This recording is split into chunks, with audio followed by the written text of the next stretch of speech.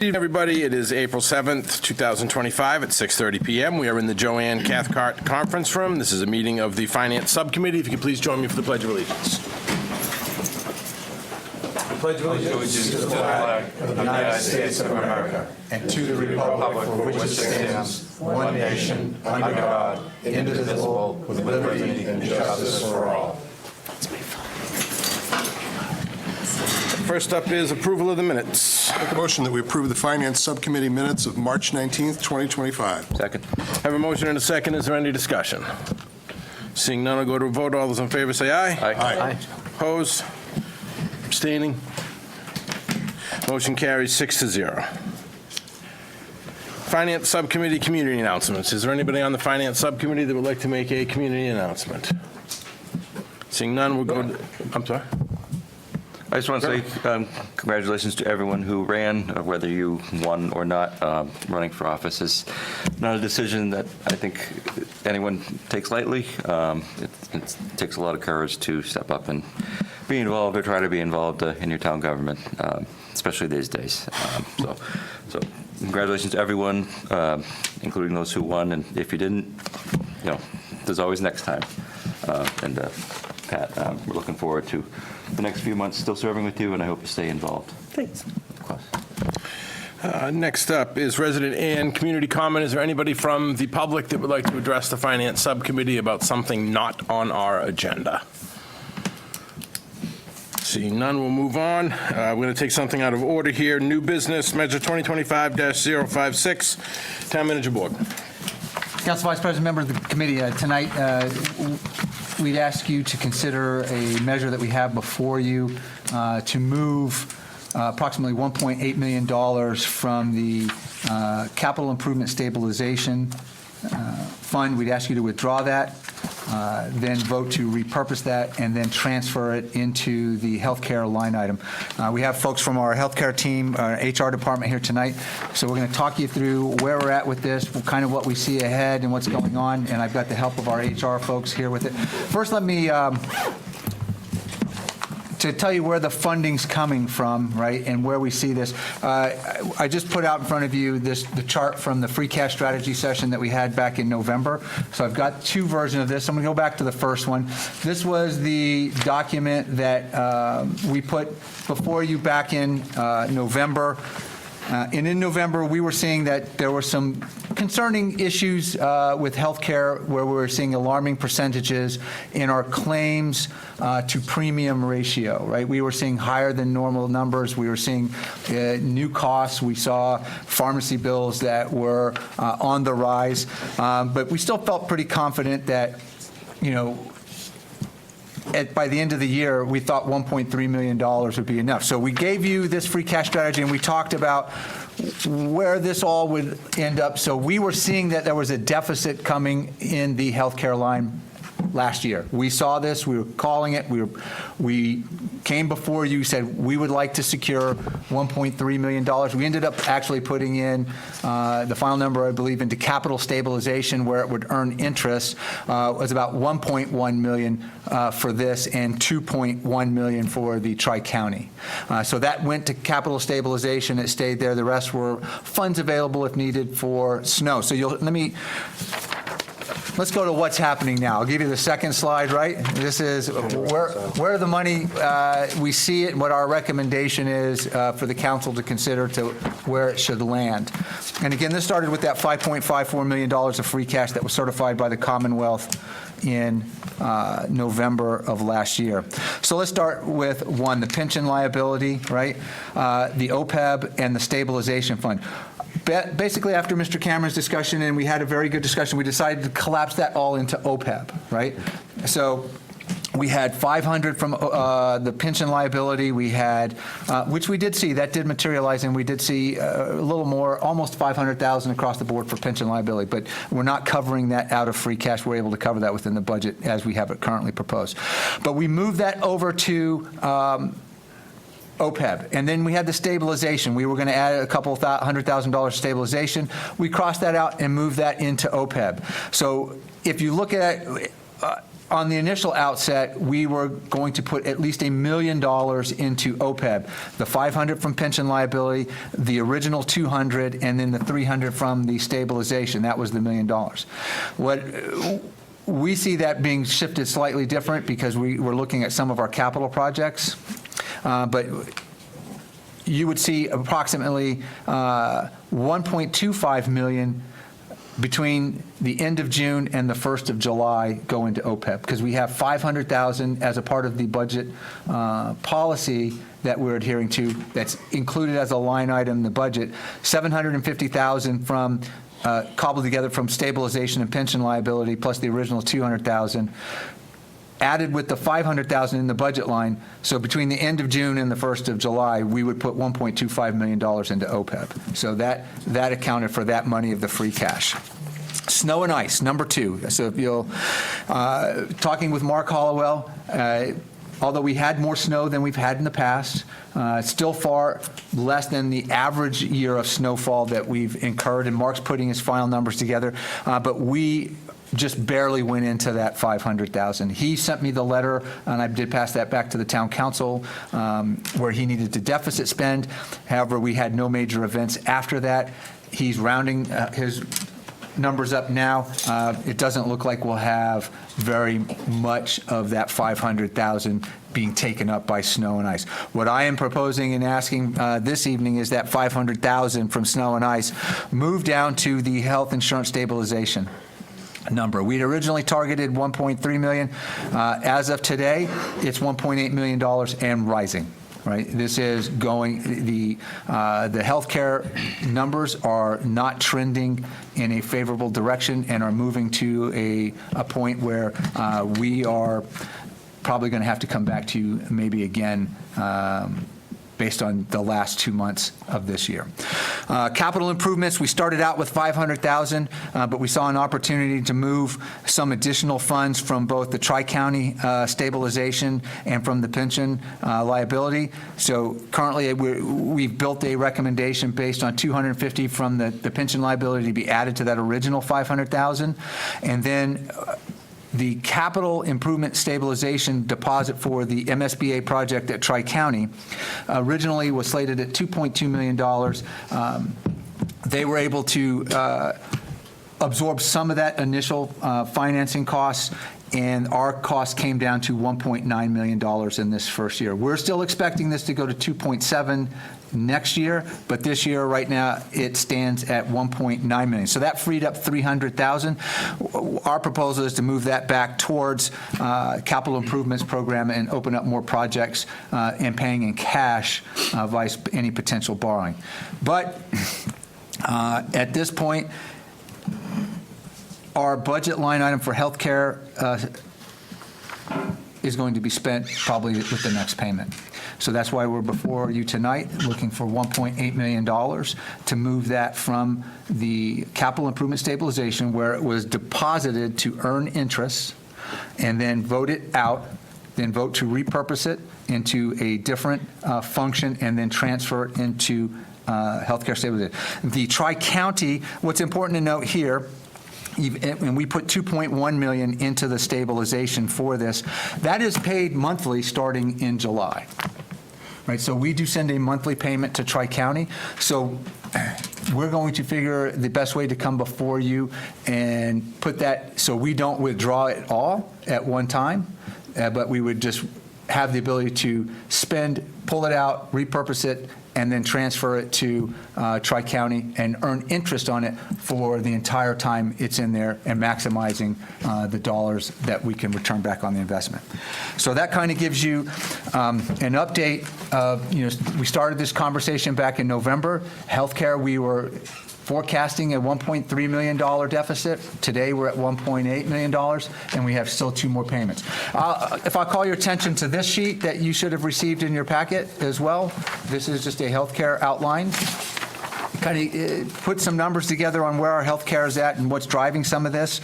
Gives you a comparison of current month, prior month, current year, prior year. The most important one is down at the bottom. This is the historical total cost versus premium. This is this chart down here. If you look at the gray bar, right? The gray bar represents the premium that we had forecast with a 5% increase at the start of the fiscal year. The yellow line indicates our enrolled members. So you can see that we've dropped in membership slightly, but we've had premium in place to be able to cover that. The blue line represents the actual cost of the health insurance, all the procedures, the claims, the pharmacy benefits, you name it, the cost of the administrative services for Blue Cross Blue Shield, the cost of the stop-loss insurance. But you can see the blue line outpacing in nearly every month of this past few months, right, all the way up until February 25, because that's the month we have the latest data on. We don't have the March numbers yet, but you can see that the significant increases.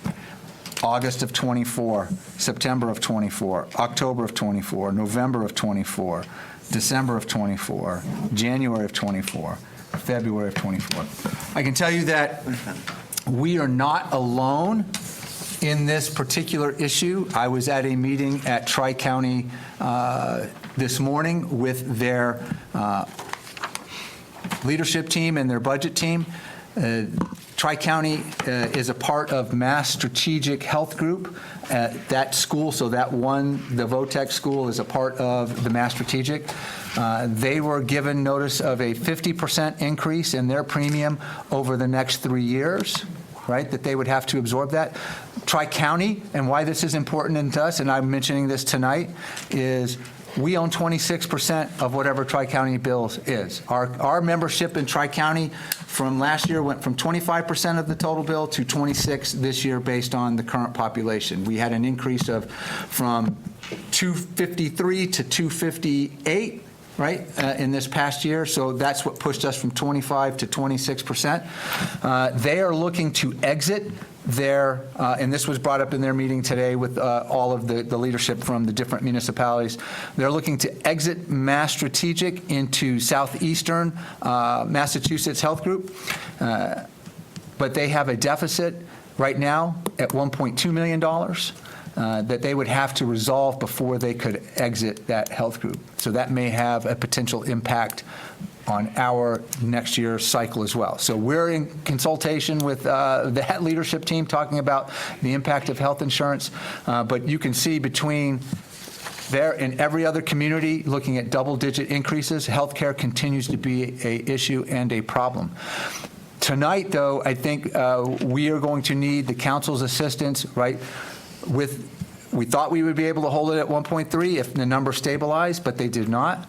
We're at 1.8, and we'll probably have to come back for an additional round out as we finish. Now, if the numbers over the next 2 months flatline and we're able to return, we still may have to come back because we've spent almost all of our budget on this. The potential right now exists that it could go as high as $3.6 million before this is said and done, which I'd have to ask for another $1.8 million from you.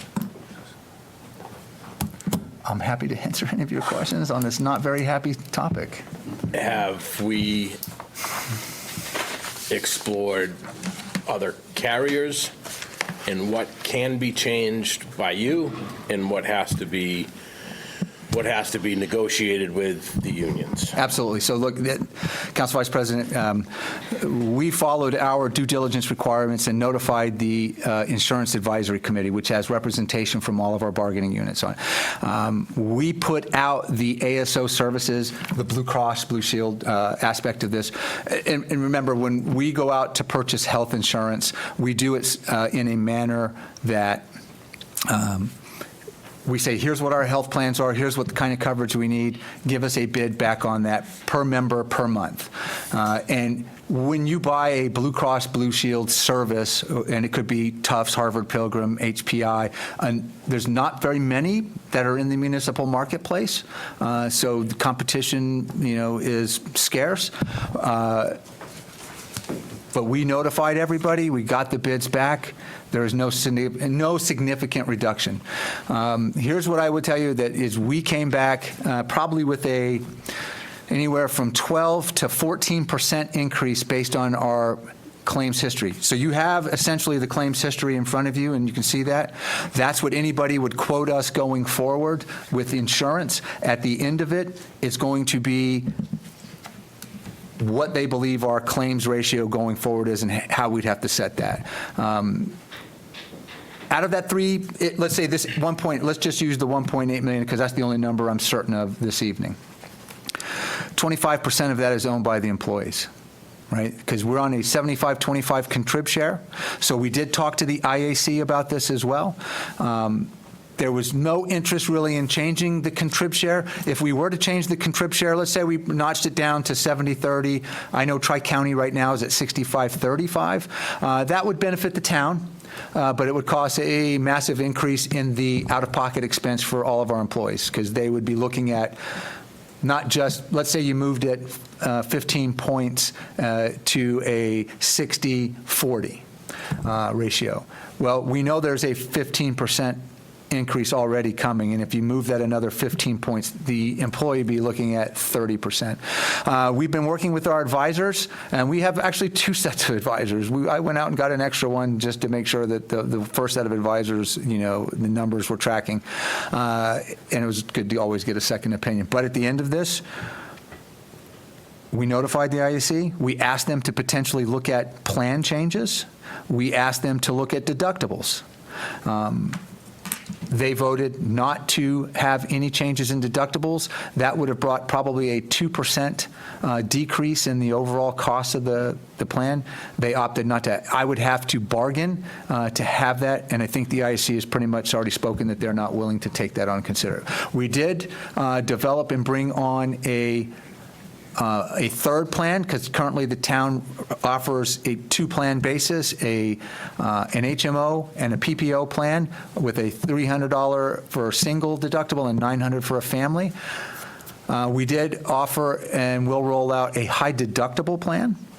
High deductible plan really targets a younger population, and we think a number of our younger teachers might be able to take. So if you're now turning 27 and you're finally coming off of your parents' insurance, if that's where you're riding, you wouldn't have to take a higher rated HMO plan. You might be able to work your way into it. We're looking at how we could incentivize that through a first year of buying the deductibles in a health savings account for that. So that would be an enticement to do that.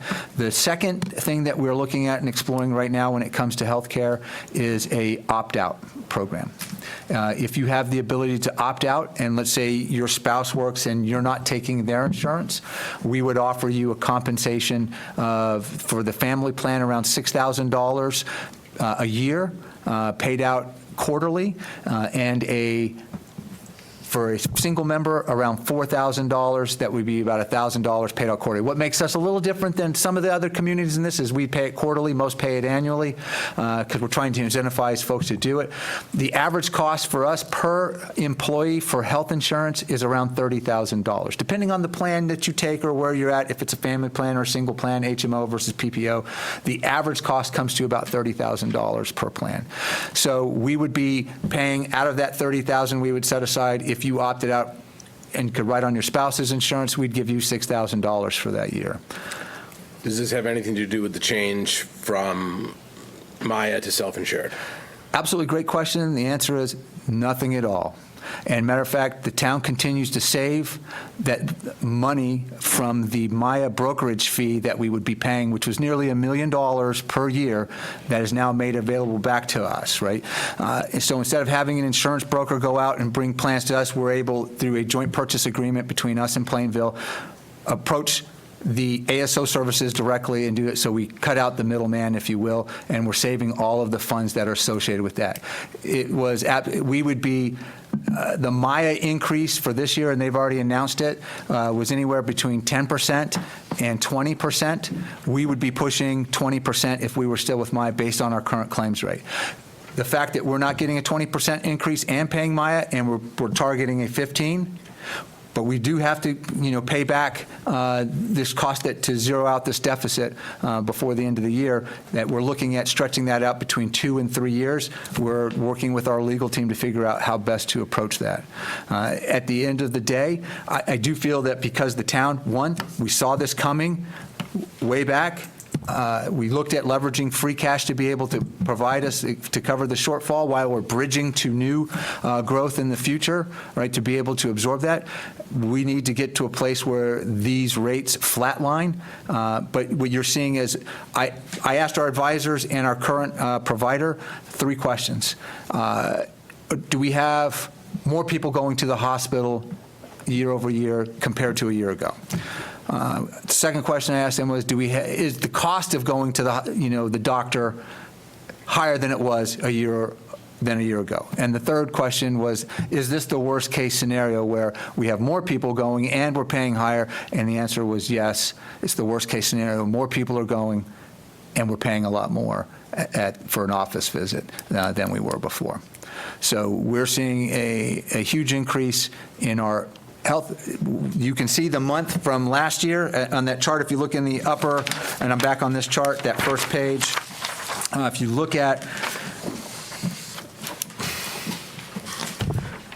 current month, February 2025, total cost versus premium in red, last month 112%. So that means that full premium that we planned for, which was a 5% increase over the previous year, this month cost us 12% more than what we had planned on. Last month, it was 125%. Are there things that we cover that we can know that we can choose not to cover without renegotiating? For example, do we cover ex-spouses on health insurance after divorce? That one we're exploring. That was just given to us. It's like we're looking at and see if we would have to be covered by, or would be obligated to cover that. I think there may be some type of, we need KP Law to weigh in on that, or a labor attorney to give us advice. I do think if that were the case, if we had that in as existing conditions, we would have to negotiate and bargain with the unions on it, because it was either a past practice and already in place, and this would be a change of conditions. So, but we're looking at that potential avenue as well. How much does a move from 75-25 to 70-30 save the town? Roughly 5%, right? So on a $13 million, bill, you're looking probably close to $1 million. And it just depends. That has to be bargained. But it would have to be bargained. Look, we can't unilaterally, and look, we Council Vice President, I mean, your point is valid, and we're looking at everything. We've even looked at what it would be and take to put the town into the GIC. And then all of this just comes off the cherry sheet on the backside. But you would be looking at the town's, let's say our current number, which is the 75-25, at $13 million, that would reduce our overall payment by $13 million from the state aid. So if our state aid comes in at $20 million, we would be on the hook for $13 million. State aid would end up being at $7 million. But you wouldn't have that budget line in the budget. It would be We still on. pay for it one way or the other. Look, this is an obligation as an employer. I looked at changing the the contrib share and how we ran different scenarios. But it came down to me as the number one impact I was trying to avoid, was because I knew I wasn't having a lot of dollars this year for cost of living, even though we can account for and pay for our step increases. If you had a step increase and let's say we get a nominal 2% cost of living agreement with all of our bargaining units, the money that I'm going to have to take back and the increase in your health care is probably going to outstrip whatever you might get. So we'll have employees that potentially will earn less next year than they earn today on both sides of the town and the schools.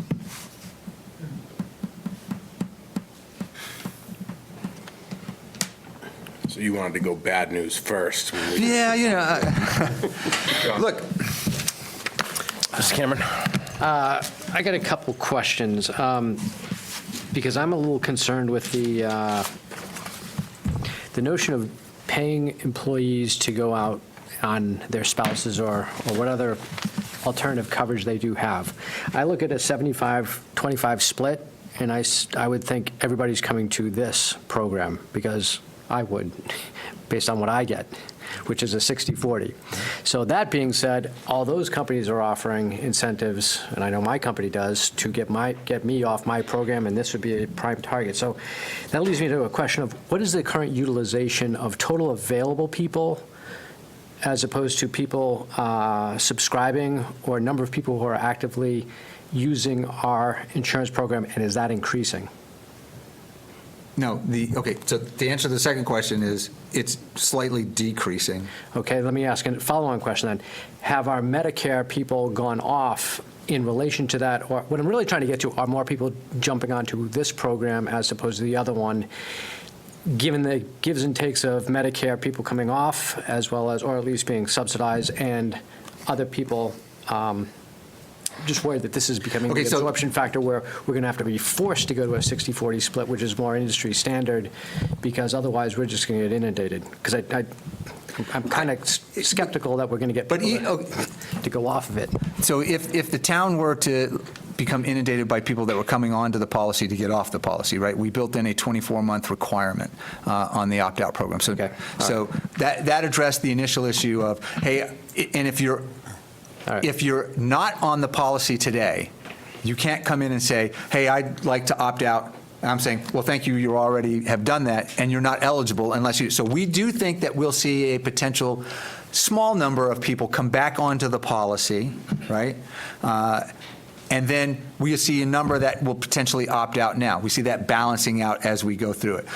The important question about Medicare that you briefly talked about here is we don't see people in our retiree population, coming in because we changed the retirees to an Aetna plan that are 65 and older. So when you automatically go to Medicare when you're 65. Yeah. Those retirees that are under 65 ride with the active employees and pay the same rates that we do. But the same condition, if you could move to your spouses, let's say you're both 59 and you're both retired, and your spouse, you're not taking your spouses, the reason we're offering the $6,000, right, on that family plan would be to say, hey, you have an opportunity, and this $6,000 may make up for that 60/40 split that they're getting and still put some more money into your pocket, depending on your healthcare needs.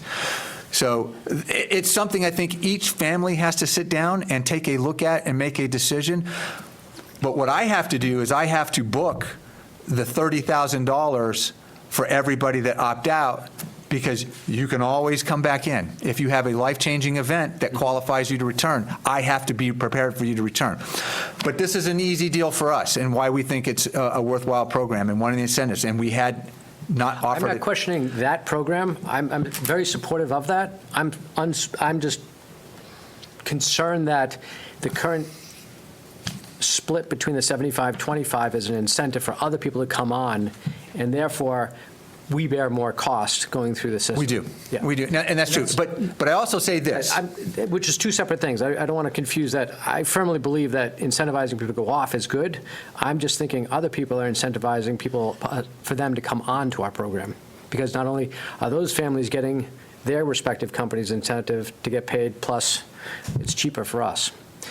So I'm trying to just drill down as to why the costs have gone up so much, because I know you and I have had this discussion. The first year of implementation, the original budget was for the premium, or at least the quote that came through was $1 million less than the like premium with, was it Blue Cross? Blue Cross. Blue Cross. So therefore, there was a potential $1 million savings if all things else were held equal. So not only did we go through that million, and then we go through another $1.8 million, Yep. which is very concerning, and wondering is that an outlier for us, for this region, for our risk pool, and do we have the right type of structure in it? Do we have enough, the excess capacity? I mean, have we hit excess claims more significantly than in the past? And Our how is claims that- numbers are blowing everything out of the water. So that's another risk. We've got now a risk that our excess premium is going to increase as well as our actual expenses. So Blue Cross, so we did put this out to bid, and Blue Cross came back and Okay. they've made some substantial changes to their plans and offerings that, one, don't require us to renegotiate with the union, so we still have the basic plans in place. But will, going forward on July 1st, will no longer cover Humira as a prescription, and that was able to save us well over $500,000 off of our plan based on our current members. You will get a biosimilar medication, right? If that's a genetic, that potentially, or something that does the same effect. So that was able to do that. They lowered their cost for the ASO services per member per month cost to us. They lowered it to around $61. We were paying $65.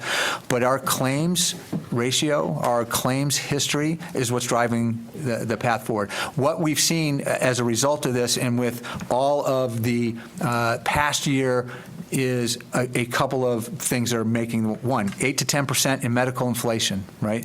The pharmacy benefits. So basically, between the town and the employees, we're leveraging about $17 million in the healthcare market. About 11, 12 from the town, about 5 from the employees, right? A little less than that. And our pharmacy benefit costs are exceeding $4 million per year. Right?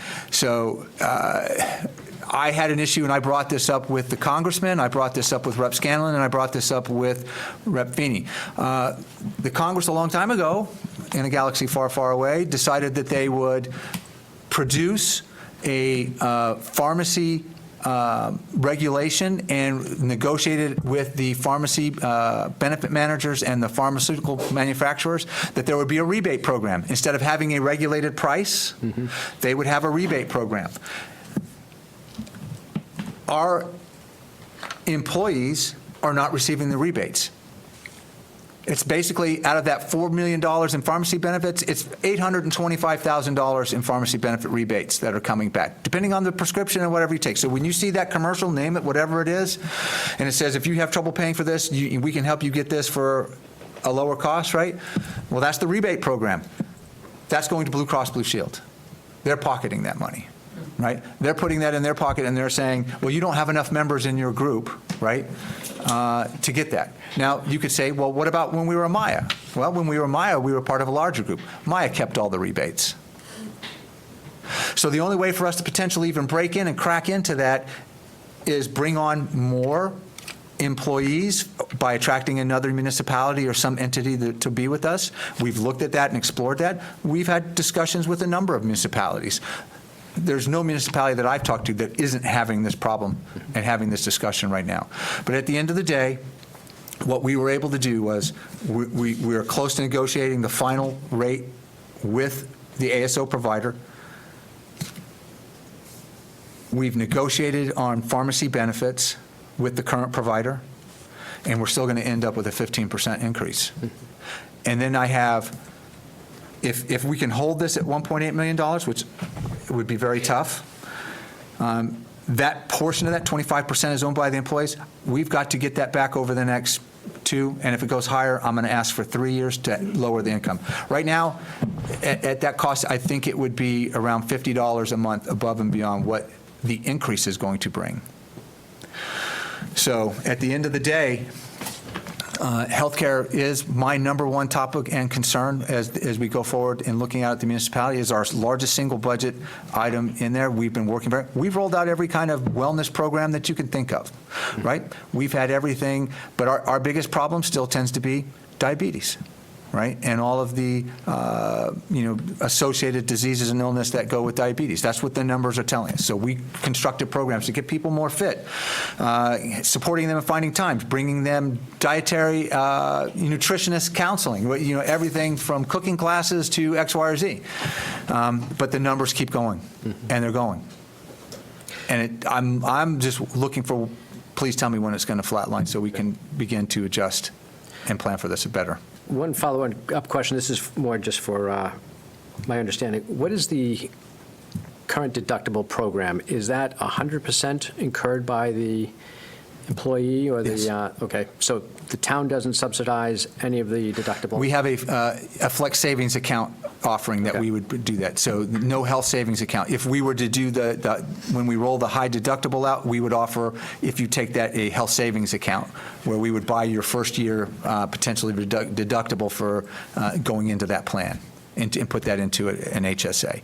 But for everybody else, it's an FSA, where you're allowed to take in pre-tax or a certain amount. I think it's around $2,500, 26. What is it, Jocelyn? Approximately. Yeah, around $2,500 that you could set aside into your flexible savings account. And they give you a debit card that goes with that, and you can pay that with your deductible. But that's employee funded, but it turns into a pre-tax benefit for you.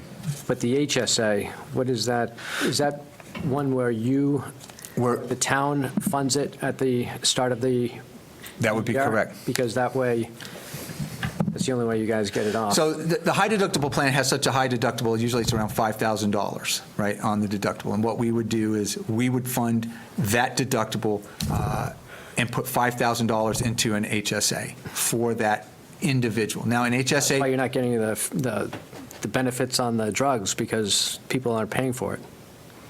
those that would potentially take this plan, that would be true, right? And again, but right now, my only current plan offerings are an HMO or a PPO, right? Our PPO plans, which are the Cadillac plans, tend mostly to go to people with a known condition where they're looking for the ability to go someplace without a referral, right? The HMO plans for, the more person that's looking to say, I want to be somewhere in the network around here, and I don't potentially see myself going to name a different state and getting services. The HMO, the high deductible plan, it's much cheaper than the HMO plan for us. So based on that, we're able to offer, if you take that, we're looking at giving you that full HSA that you now can invest. If you use it, you have a plan to pay for your deductibles, right? It's covered that first year. And it can invest and it can grow and you can pull it out. You own that money for the rest of the entire time it's there.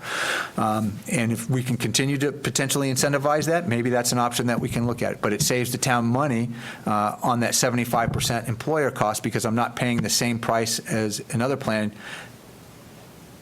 It's less than the $30,000 that I'm paying on average now per plan. I have a couple questions.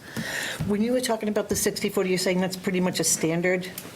Yeah, basically a commercial, So if we're trying to get, non-municipal. yeah, so if we try to use the opt-out plan for the 6,000 and their husband has a 60/40 plan, that's not going to, right? Is that you're saying if they're trying to get them to go onto their husband's or their spouse's insurance, but there's insurance. People with the 60/40 plan also have a $6,000 incentive, and they're saying, which one do you want to take it from, the town or from this one, and which one are we going to pay less on? And right now, Yeah. this is the, So we looked at a number of municipalities in the Commonwealth that are offering opt-out plans. This would be one on the higher end. This would be, there was actually one or two that paid slightly more, between $9,000 and $10,000 to come off. But we went to the upper middle portion of it to become attractive. Look, if getting you health insurance costs me $6,000, right? And you have to write on your spouse's policy, that's $24,000 I'm saving for each one of you. So that was the math and the calculation. But I still would have to budget this and put it into the health insurance. For the day when you say, hey, my wife is no longer there and I'm coming back, we have to, but what the 75-25 has come up a little bit. And I'd like to address that, and I think this is a worthwhile point. North Attleboro isn't known for paying the highest wages in the municipal field. That's not North Attleboro. But what we do offer is rock-solid benefits, right? And we've been able to carry that for a very long time, right? And part of that, and what helps bring some of the more talented candidates to North Attleboro, has really been some of our benefits. Maybe it's part of its commute, where we're at, where our geostrategic location on the map tells us, hey, I don't have to drive an hour to go somewhere. And I would get 75-25, but maybe I don't make as much. And so those trade-offs it's what attracts and makes people want to work in North Attleboro, is that 75-25.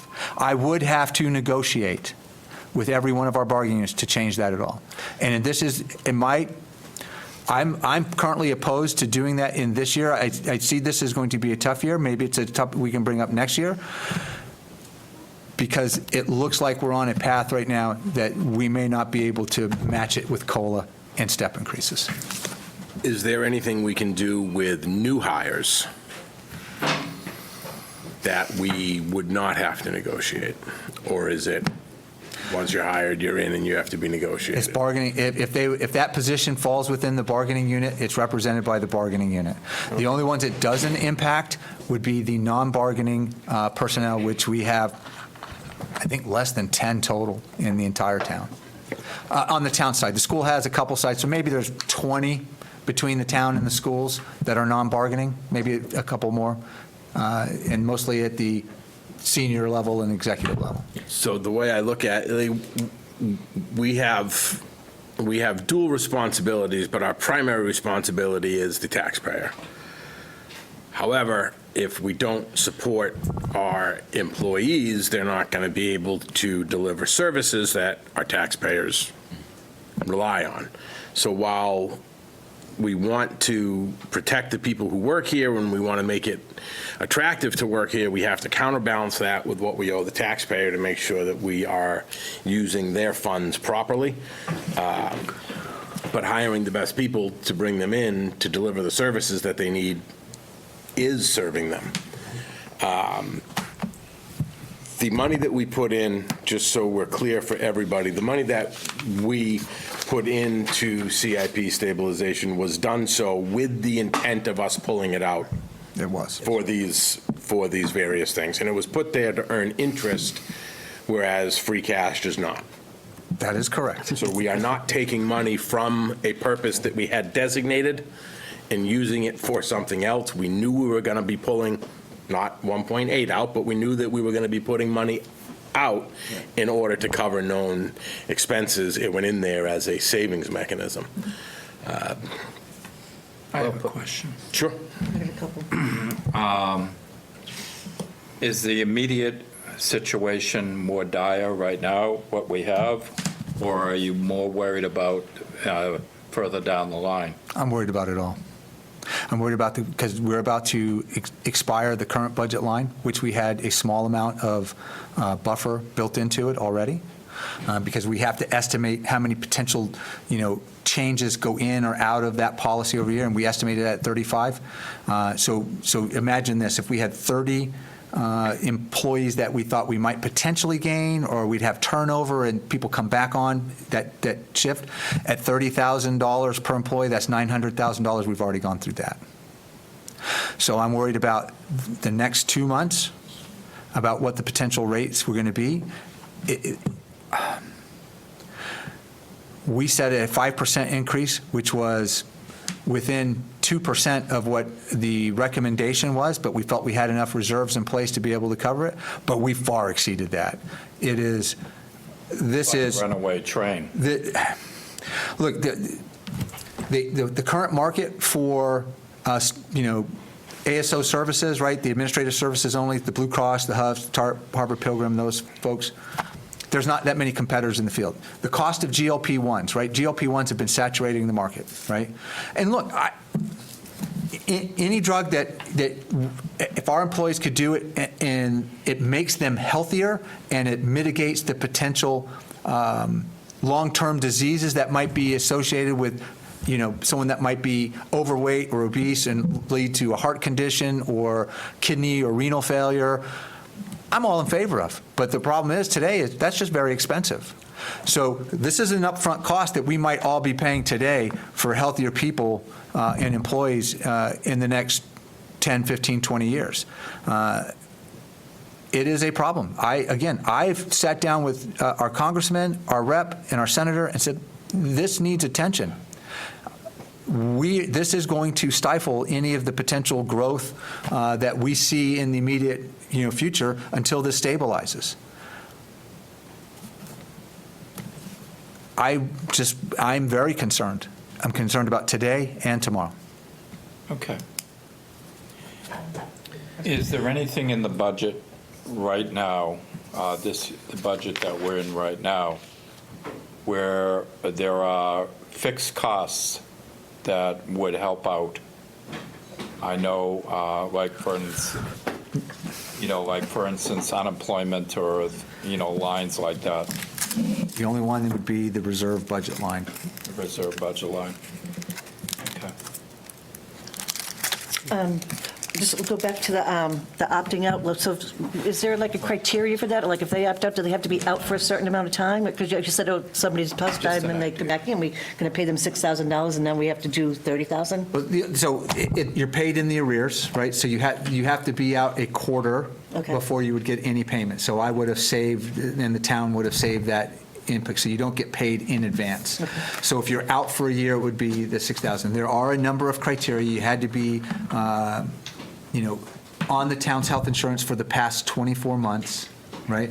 So that you can't just hop on and then hop off and collect an additional $6,000. Right. Because if you're currently not taking the town's health insurance, you're not eligible for it unless you come and take, and then you have to wait for 24 months before you would be eligible for it. So there was a number of other, Cheryl, do you remember some of the other criteria that we had on there? Other than being off of it for 24 months, no. That was the one deterrent to discourage people from trying to abuse the policy. Right. The other question I have is, if we budgeted the $500K for snow and ice, how can we move that whole thing? We did have snow and ice removal, right? Well, we had a budget of $250,000 in the snow and ice in the budget. That's approximately, I think we've spent $260,000, so we're only into that $500,000 for it. Remember, the free cash strategy is the theoretical buckets of where the money sits and where we think we're going to spend it. So all we're saying is it really wouldn't be in the snow bucket because we didn't have the snow, and we could make it now available to push and add to this line item. But we have sufficient reserves in the capital improvement stabilization account to cover this. So you have enough funding to be able to do this with it. Could you just review the balances? Yes, I can. The various Karen, I know you gave that to me, stabilizations. right? Linda, you got those balances handy? I know Mr. Cameron. I had them. You want to come tell us all, to everybody? what We have them, but I want to make sure everybody else has them. Did you put it in one? Do you have them, Linda? I do. Look, I've been talking enough. People don't want to hear me anymore. You want to come up here, please, though? Big puffy coat. It's cold out. Freezing. I know you're always cold. I know, I always, you know I wear my coat. Always cold. This isn't working, is it? It is now. Oh, okay. Great. General stabilization is about $7.8 million. The capital stabilization is about $7.4 million, and free cash is a little over $2 million. So the general stabilization, we're not asking you to take any money out of that. Look, the town council, this committee, I think, have been very wise and began pushing money into capital improvement stabilization to come for days like this when we would potentially have to do it. Again, I would have to say you will have to vote this out and then vote to repurpose it. You could vote to use it for a capital project, right, and not have a second vote to repurpose. You're going to need a second vote to repurpose this funding to be able to do that. So that's what we're asking on the measure as well. If we say no. If you say no, the town will run a deficit in the health insurance line, which is allowable under Mass General Law, right? And we will be going with a credit balance against Blue Cross Blue Shield, right? And they will charge us 18% interest. There's our answer. Right? So we do not, my advice. I was not suggesting we say no. No. I just want to clear what happens if we do say no. No, look. Well, just for clarity, can you expand on that one? Because my understanding, under a self-insured program, you're not allowed to not pay. They automatically deduct it from you. That's Sign right, up a but we would enter into an agreement with Blue Cross Blue Shield to Yeah. cover our expenses, so it would be paid. But we would pay an 18% interest fee on that balance that we owe. Because in the imprecise, I don't, again, maybe this is a different structure, but I know that when we investigated self-insurance, that was not a plausible option to not pay. Therefore, you. there is an option with the municipalities because on the way it's funded, right? Because I know that I am tied to a budget cycle, when my budget starts, when it ends, right? And our basic membership data. that if we have a shortfall, it's not until that the town passes a budget, right, and allocates the money into it so there is a provision that allows the municipality, just like on snow, that we could run into a deficit, but we would still have to pay it. Yeah, but that's a P&L issue versus a cash flow issue. So you can run a deficit on your P&L, but your balance sheet would still have the cash taken out, therefore not subjecting us to the 18% interest because the payment would never be not paid. But I just want to be clear because I'm very shocked. we have had this discussion with Blue Cross, right, who is our current ASO provider, and I imagine it would have been the same, no matter who it was. Because when our first, if you go back into looking on this chart again on the bottom, you see that month of August where you had a very high spike. We had an issue. This is what got everybody's attention because we're coming right out of the gate with the new year, and all of a sudden we didn't have enough money in the payment. For that month. For that month. Right. But we had enough money in our Account. Encumbered account. Now I'm running out of the money in the account. Yes. But we're closing in on the end of the year, so they know that our budget cycle gets up. This is a conversation that we've had with them that we would be able to push into deficit spending, which is authorized by the Commonwealth for us to do it on this particular line. If we didn't have the funds to be able to clear it, the Commonwealth would clear it for us when we do the recap, and we would lose it from our free cash in order to be, or we couldn't set the tax classification. They would prevent us from doing it until this was addressed. Mm-hmm. As a follow-on question, what is the projected free cash balance for the remainder of the year, or to hit the end of the year? As I recall, we had a conversation where the DO, Department of Revenue, recommends a 3 to 5%. 3 to 5%. Excess of revenue over expenses per year, so that would be somewhere in the middle, in the neighborhood of $3 to $5 million. $3 to $5 million. And we fall well within that right now. So that would more than cover any deficit in at least this one line item in aggregated to the whole budget, if that came to fruition, everything else is held equal. What I'm trying to get to is, the budget accounted for an extra $3 to $5 million of expense. Which I don't think will hit $5 million because we've been pushing so looking at the revenue side of the budget. So we're foreshadowing the discussions that are probably going to happen coming into finance in the next week or so anyway. We began to push very hard on the revenue side of the budget, looking for areas where we saw that we were able to take funds for that generated the potential free cash in the following year. For example, motor vehicle excise. Motor vehicle excise, we've continually been very conservative year over year on it. But we've produced probably $500,000, $700,000 in excess in collections than what we forecast. And that contributed to a portion of our free cash. So we went and ran that number up in this year's budget to where we felt almost uncomfortable to stretch the budget, to be able to meet the requirements, because we saw the impact of the healthcare. We saw the impact of negotiations with all of our bargaining units, right? At the end of the day, free cash, there will be some in October or November of this year. I don't think it'll be in the amounts that we've seen in the previous years because we're pushing harder on revenues and it's going to reduce it overall. Free cash is not generated, and I want to say this for the record for everybody, it's not generated because we overtax people, right, or we collect more property taxes. It's not, we're not, we don't have, 12 positions on the payroll that we're not paying out, and it's generating this. No, most of it comes from motor vehicle excise tax, the opportunity fund that we work very grateful with NAD on, and then local receipts, food, beverages. Yeah, and I don't mean to make that, because that is a typical well-structured conservative financial approach towards it, is to build into some sort of reserve. We are going to have to make some very hard decisions about where this number lands and what it needs to provide and what we might be asked to do in the future. But I think what I'm trying to get to is that the budget right now is still very healthy, very strong. The financial statements are very strong. The balance sheet is very strong, for which this can be absorbed now. And to John's point, it is probably a hiccup now or a speed bump now, but it could get bad going It could. forward. So we just need to manage it going forward. Absolutely correct. I would agree completely with all of that. And if I'm hearing you, this isn't the year to start having this discussion with the unions about changing the split because of the other limitations that you're facing with those budget, That is correct. with those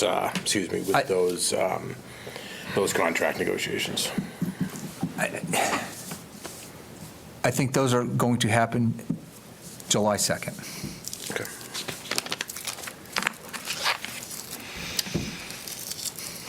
Any other questions? You need 2 votes. Well, I think we have the measure language written correctly there for you, sir, where it says withdraw, repurpose, and then transfer to. Linda, does that work for you? Because that's who I ultimately have to make sure it works for. There we go. And this is a 2/3 vote of the full council that, I was just going to That- ask, 2/3 that will be. vote. Because it's coming out of stabilization, so, right. no, because it's being repurposed out of stabilization. Capital improvement stabilization requires a majority unless you're repurposing it. Okay. Then it's a 2/3. Rate stabilization, general stabilization is always 2/3. Always 2/3, right. Oh, 2/3. Okay. You ready? No. I make a motion that the Finance Committee send Measure 2025-056, approval to withdraw, repurpose, and transfer $1.8 million from capital improvement stabilization to fund the health insurance account to the full council with a positive recommendation. Second. I have a motion and a second. Is there any further discussion? Hearing none, I will go to a vote. All those in favor say aye. Aye. Opposed? Abstaining? Motion carries 6-0.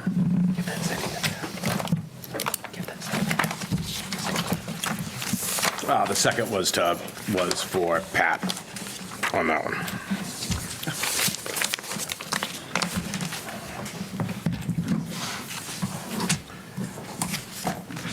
We did start saving, we did start pushing money into our stabilizations because we knew we had known expenses. We were off a little bit on how much we knew, but we knew that this was coming, and luckily we are able to absorb these funds out of our stabilization. When is that going to be due? How much more time do we have in the CIP stabilization to earn interest? Well, there's 2 factors in that, Council Vice President. One is when you vote this, if this is successful and it comes out of Town Council at the next meeting on the 14th, it will be made available into this line. I will probably be back in the next month. I will probably have another measure before you in May, depending on where we see the April number or the March numbers land. If we're running again well over, 100%, I'll have to come back. But we're in a position we're able to absorb it today, so. Okay. All right, going back to the agenda, old business, measure 2025-047. Town Manager Borg. Thank you very much. Thank you.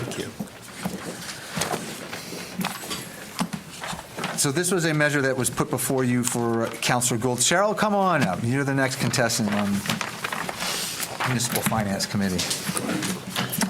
Councilor Gould also had forwarded some material related to this. He was present at our last meeting. It was a joint meeting where he did get to present this in full for the members who were not at the full council, where he presented at the public hearing. But I would like his information added to the record. Could we just get a motion to add the information? Second. I have a motion and a second to add Councilor Gould's submissions to the official record and minutes. Is there any discussion? Seeing none, I'll go to a vote. All those in favor say aye. Aye. Opposed? Abstaining? Motion carries 6-0 to have that be officially part of the record and the minutes. So, Councilor Vestmer, how would you like to tackle this? Would you like to look at some of the other exemptions? Would you like to take a look at the senior tax exemption aspect of this? I mean, we had a couple of things. I can tell you that Cheryl and I both worked very hard digging into the Census Bureau for numbers and incomes. I mean, I gave you this evening a document, 2 pages. Bring your attention to that. It's dated 7 April. It is the senior tax exemption proposal, right, North Attleboro, Mass. It looks like this. Under new business, okay. You also have from Cheryl, the 41D. And Cheryl's prepared to talk about, this is this sheet looking, and this would replace, if you so decide, the 41C program. This pegs a COLA to the exemption minimum threshold for both income and assets, right? And that grows year over year.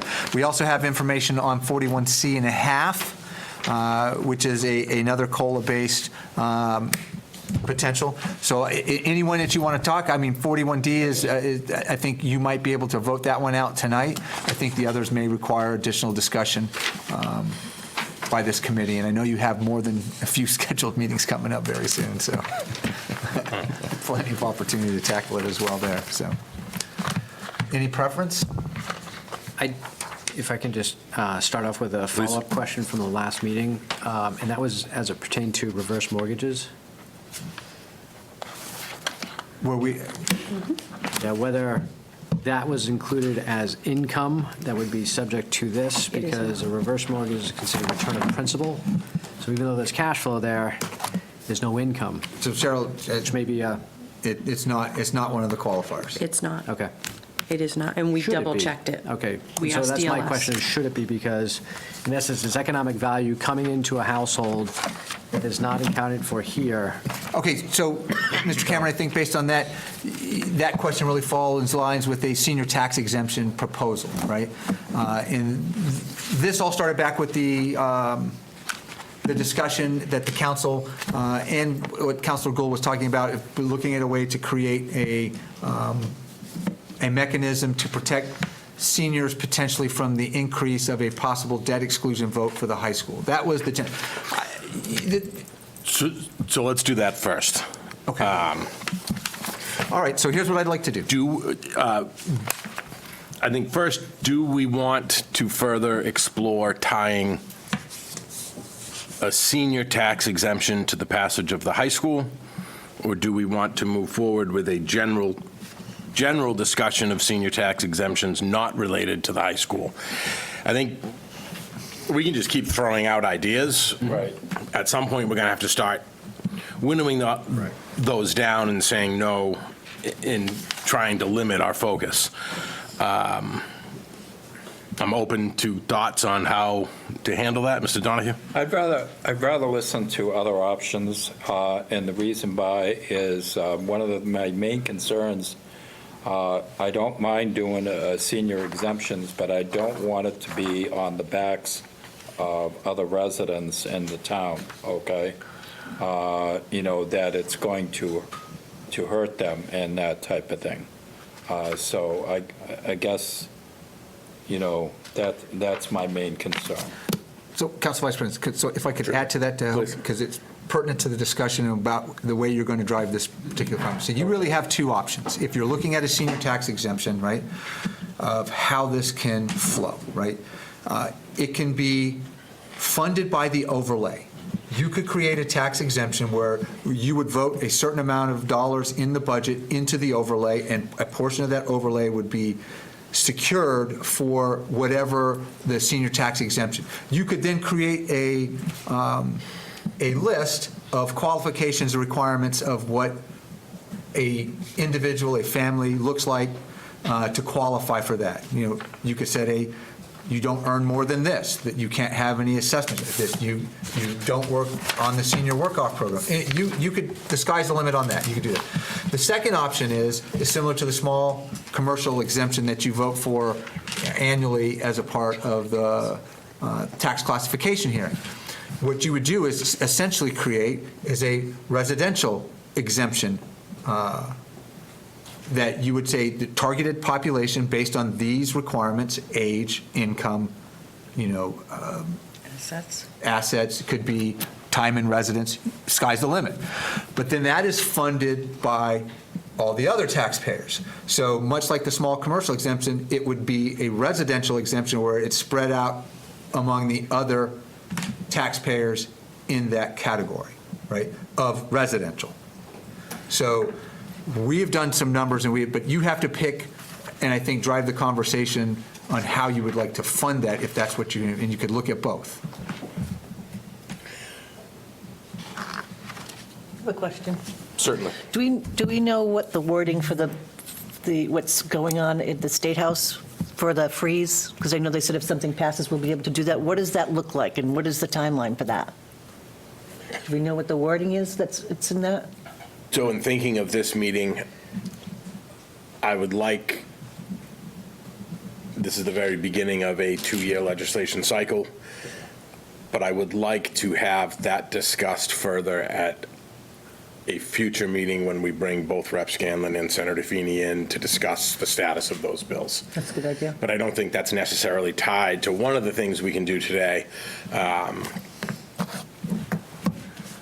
think that would have a more significant impact on the budget and on other taxpayers.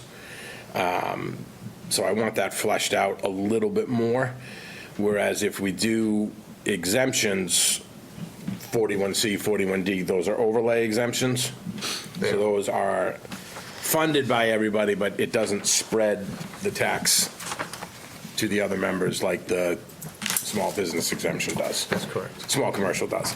But first, I guess, do we have any motions to continue tying anything to the passage of the school? Seeing none for that, we're going to shelve that, but not completely end it. We're not going to tie it to the school. We're going to have it more broadly. Why don't we do, Can I just ask a Please. clarifying question? And that is not tying it, meaning regardless of the vote outcome? Yes. This will go forward? Yes. Okay. And if I can, As I understand it, Council Vice President, you're saying senior tax relief in general, in general, not tied to the school? not tied to the school. and on a personal comment, I would fully embrace that because it should be a separate element of accounting and law based on an intended benefit to the town rather than a separate benefit to the town. So we should treat them separately. I appreciate your presenting that one group shouldn't subsidize another group. Right. But I'd also kind of like to introduce the Well, notion. I don't want it to be overbearing, Yeah, and I don't think that's the intent, and based on the numbers, I don't think that's the case, but it's also a function of, there's also the matching principle. Generally, younger people tend to benefit from the school and education functions more than the elderly, so therefore, Right. if there's more of a benefit, there is a more of a matching of the benefit with the cost, and therefore I'd be supportive of that. So those are my points. I just wanted to iterate those to you all in making this decision, but I would say that I would vote for two separate, or not tying this to anything other than the pure benefits to the seniors to help them out when needed. Agreed. Thank you. So I think we should do the overlay options first. 41D. 41D. We are presently 41C, and that is a maximum income of 48,751. Single person is 25,834, and married couple income 48,751. Okay, and that is a $1,000 exemption. Yes, And and we have that's, and we have maximized, we currently double still. okay. And utilization of 41C. How many? We had,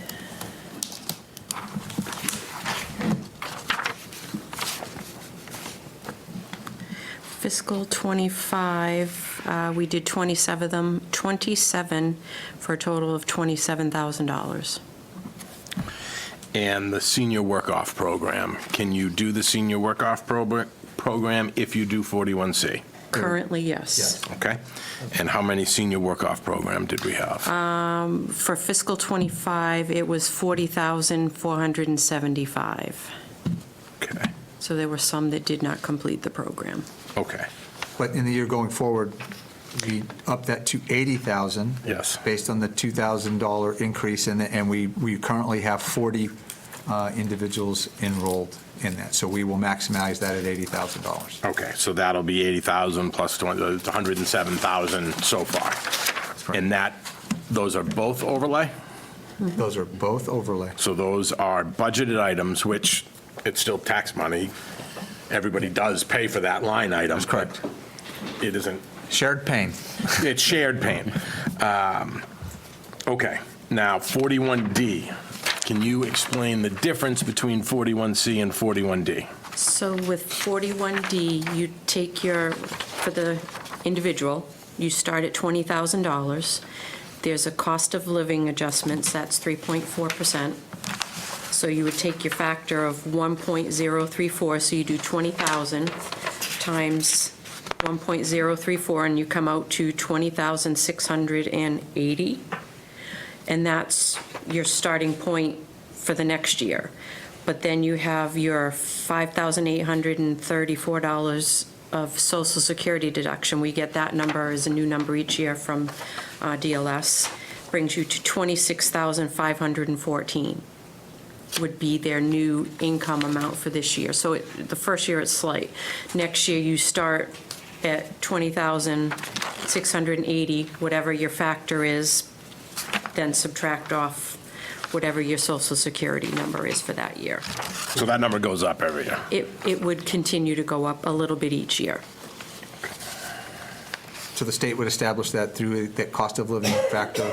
Right now, if you compare the 41C to the 41D, the D is about a $700 increase for the single, and the same for a family in the difference. So about $1,300 for a family. And it also applies to their assets, too. They would go 30,000 plus multiply by the 1.034, and they go up to 31,020. And then that would increase each year. Okay. How much, if we had done, I don't know if you're going to be able to answer this question, I'm sorry. If we had done 41D this year instead of 41C, instead of it costing the town's overlay account $27,000, how much would it have cost the town's overlay account?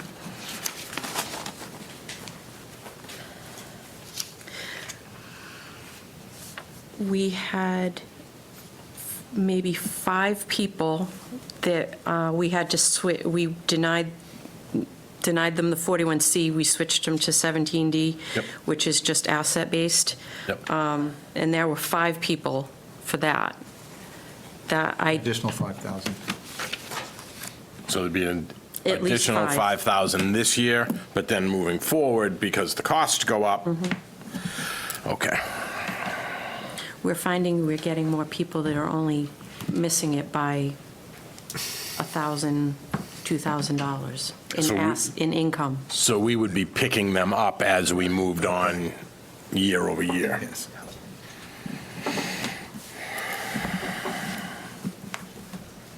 So then it wouldn't increase the exemption amount per person, but it would broaden the pool of people who could get that exemption amount. Correct, Thank you. So we're still talking about $1,000, correct. but more people would get it. The people who get 41D also eligible for the senior circuit breaker? They would be. So they could do senior circuit breaker 41D and the work-off program? You can receive any statutory exemption and still participate in the senior work-off. And if you cannot do the work because of age, infirmity, you could have somebody else do the work for you and still qualify? You did On the vote- senior exemption. The council voted for that. To my knowledge, I don't to my knowledge, I don't think anybody took advantage of it. But it is an option. It is. I think we did have one. I think we may have one person that's. Can I real quick just ask a related question to that? Please. If a senior didn't have, say, a family member who could work, who they could designate, well, I guess my first question is, who approves the designated individual? Is that approved by the?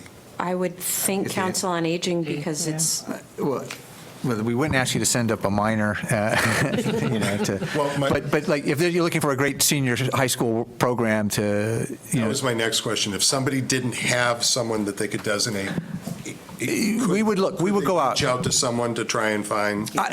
Counselor Donovan, I think that's a Someone great. asked me the question, that's why I'm It's a asking. great question, and I think that Cheryl and her team, right, and our Council on Aging team, we'd go out of our way to help find it. I know the Snow Angel Something program. like the Snow Angels, I saw Kevin in the audience.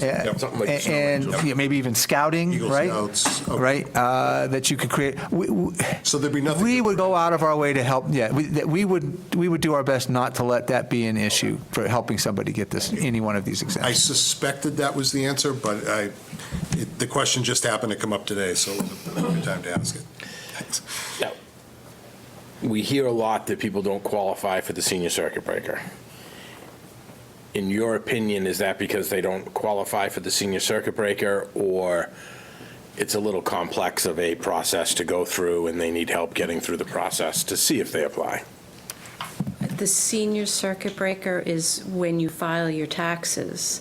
So whoever is doing your taxes has Should to be able to take do that it. additional step. And I do my parents. So you fill it out every year, you answer the questions, and you either qualify or you don't. And what is the income limit for the senior circuit breaker for a married couple?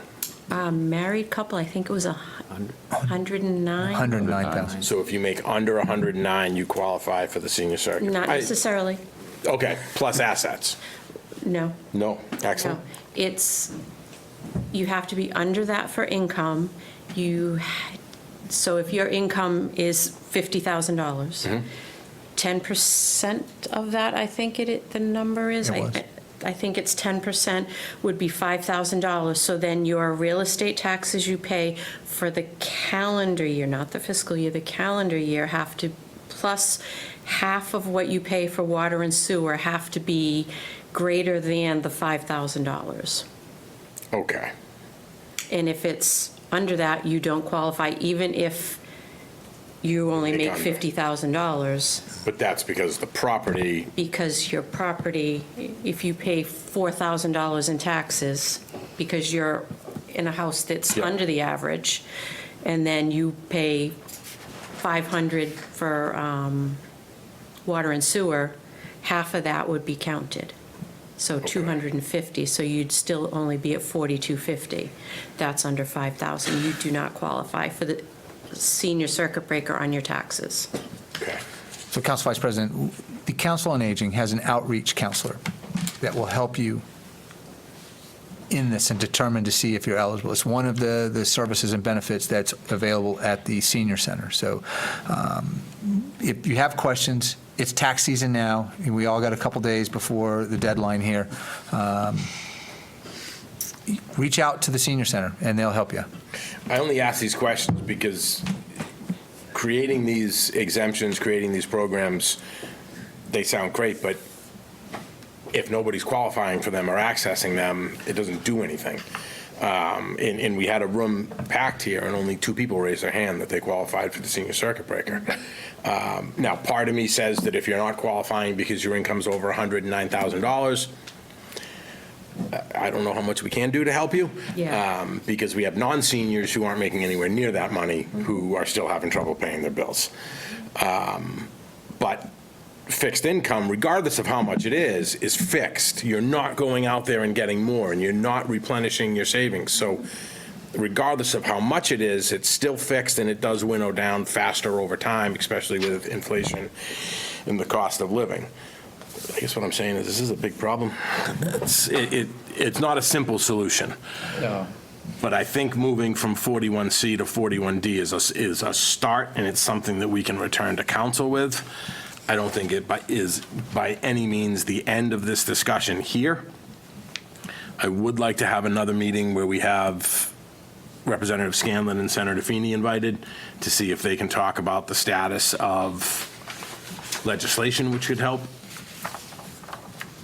And then we can still explore a broader-based senior exemption where we try to target those people that don't qualify for the senior circuit breaker because of the reason you said.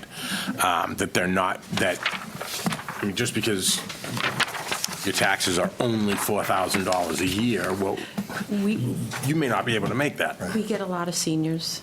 They come up, they'll ask questions. We're always talking to them about, and you can kind of judge who you can ask questions to. So because of all the seniors, I didn't understand the circuit breaker at all until this year.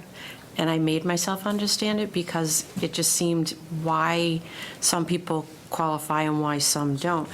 And not asking people's details, you can ask someone that comes up, oh, well, did you file your taxes? Did you qualify for the circuit breaker? And more of them say no than, I don't think, if I asked a dozen people, maybe one or two. I don't even think any. Do you think a lot of them don't understand the program? They have people prepare their taxes, so. Oh, I see. If you have a person prepare your taxes, Even TurboTax will do it for you. Yeah. I'm a TurboTax girl.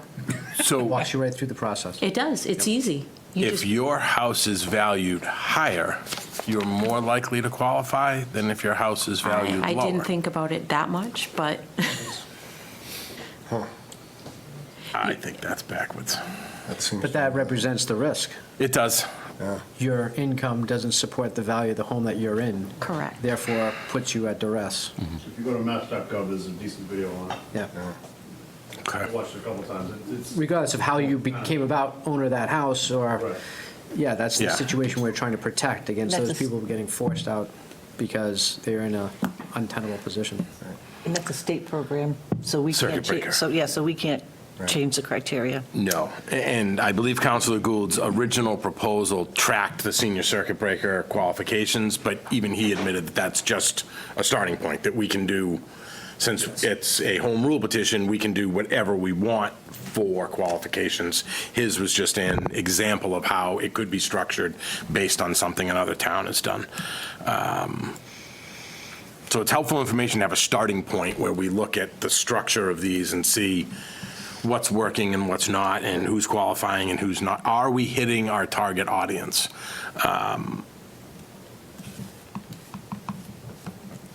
There's a lot of talk on social media about it. I don't want to see people forced out of their homes because they can't afford their taxes. Yes, that means that their property is more valuable, but that's not necessarily how everybody looks at their property. They're not looking at it as a bank. They're looking at it as their home where they raise their family, and they don't want to leave because they can't afford it, and I don't want to make them leave because they can't afford it. Part of the problem is they got no place else to go. Yeah, and you're going to sell high, you're going to buy high. Yeah. Okay, how do we want to structure this? Do we want to get the low-hanging fruit and come back with Rep. Scanlon and Senator Feeney to explore where they are on some of their issues? And in the meantime, I'm wondering, is there a way, if we were to do a senior exemption, that was a home rule petition, not a state exemption. So the home rule petitions would be spread out over the taxpayers, or would they go into? Would you like me to walk through that? Please. With your permission, can I do it at the marker board? You can. You can. Go into professor Because which mode. one goes through overlay, which one gets spread out over the So remaining 41D people? would be Overlay. overlay. That So one's this would be a spread out over the, For instance, if we created one that said the first 100,000 of the value of someone over 65's home is, so I'm going to give you something. Exempt. If you'll go to the example that I put in that this dated the 7 April one, the senior tax exemption, right? The number that Cheryl and I worked on this one, and Just to put that on the thank you. table. Thank you, sir. Kevin, can you hear me? There you go. No. Sorry, Kevin. So Cheryl and I worked, and look, Cheryl and I have been working on it since that, and what we did, we started out, and we'll just move left to right here. We started at $1,000 because we're working in that framework of, here's what the potential exemption that the debt exclusion would create. Oh, come on, man, I can't, I don't afford to do this. All right, so, you got me there. So $1,000 is kind of where we pegged it, right? And there was a lot of talk about how do we determine, what does our population look like? Who is this that we're talking about? So we jumped into the Census Bureau, right? We jumped into looking at the data and demographics that we could find. Right now, as you can see in the town of North Attleboro, about almost 31,000 people that we have. We looked at those, and so we tried to create some conditions that you might consider and this criteria for this. So we looked at 65 and older, right, as part of this. So that went into it. So what we were able to find out is that 16.6% of our current population is 65 and older, right? Which came to 5,138 people, right? And then Cheryl and I started going, okay, but does an individual receive this potential exemption? Yes and no, but it's based really on a parcel, right? Because if these were all renters, we're not talking about anybody. And I think that's what Councilor Donovan's potential, next item on the agenda is going to look at. So we looked at it and we said, all right, man, how do we call this down? How do we get this to fix? It's not all 5,000, because if we were going to do that, that'd be $5 million. Right, $5.1 million. So that, and that would be shifting $5.1 million in the residential thing onto other people, and your numbers would be Skewed. and we were way off. So we looked at, all right, we looked at how many were single and married, right? We looked at, well, right now, what the Census Bureau is telling us, right, whether it's accurate or not, I mean, we're going with the data that we're able to pull. About 53.7% are married and about 46.2% are not. So of that, we then said, okay, how many are potential owner-occupied residents in the town? Right? And the number from the Census Bureau, right, came to about 1,200. So we had potentially 1,200 parcels that were owner-occupied. So we added that as another potential condition for you to look at and consider, right?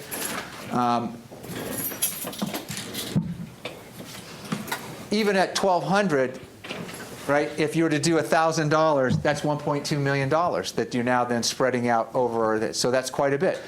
But then if you add other considerations, right? So what Cheryl and I kind of did is we said, all right, let's peg this something, and this may go counterintuitive to the discussion you just had about circuit breaker. What if we use the circuit breaker, but we also peg this at the average median assessed value of a property in town at $570,000, right? The thought was we need to figure out how to call out some of these parcels to the people that, if you had a value of a home well over that average mean, you wouldn't be eligible, potentially. Something you might consider. Not saying you have to, but just something that we kind of rounded out and did it. And then we said, went back to the Census Bureau, how do we get this, right? How do we get this? It came down to about 500 properties, right, that you potentially could make this available to. That would be equal to or less than that 507 average. At $1,000 each, that's $500,000 in funds that would be potentially reallocated. So we pegged the number at 500. That's how we did this. So we said, all right, if you have this application and we have 500, you could create a home rule petition that says we're going to limit this to 500. We're going to target $1,000 each. You meet all this other criteria that you create, and you would all have to approve that. But then let's run the numbers of what does it look like. So we get an applicant that comes in today, and their home value is assessed at $350,000.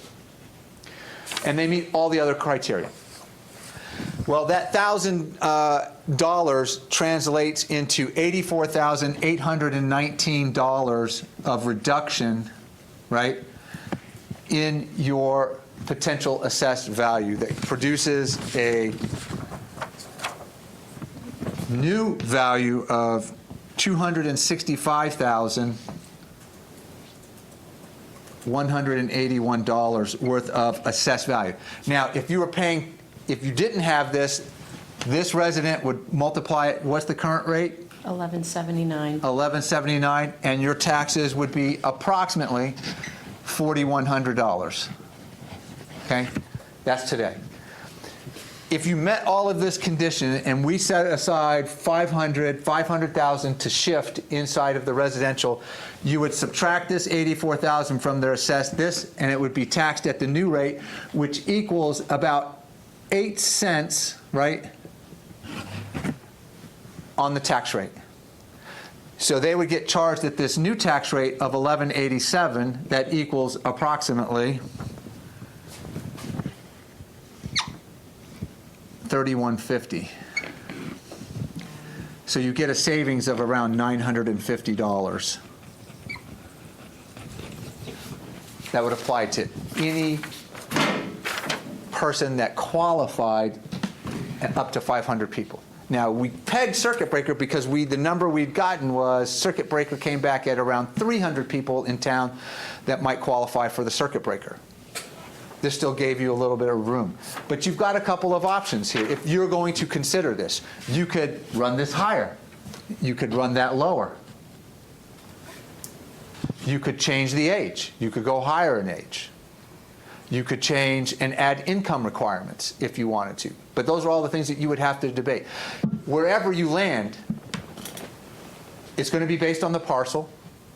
It's going to be based on the number that you potentially are willing to shift into the other folks. This came out to approximately $45 to shift that to all the other residents. So if you qualify for this, you paid $950 less. Let's say this is your neighbor that doesn't qualify, they paid that, $41.45. That's where it showed up.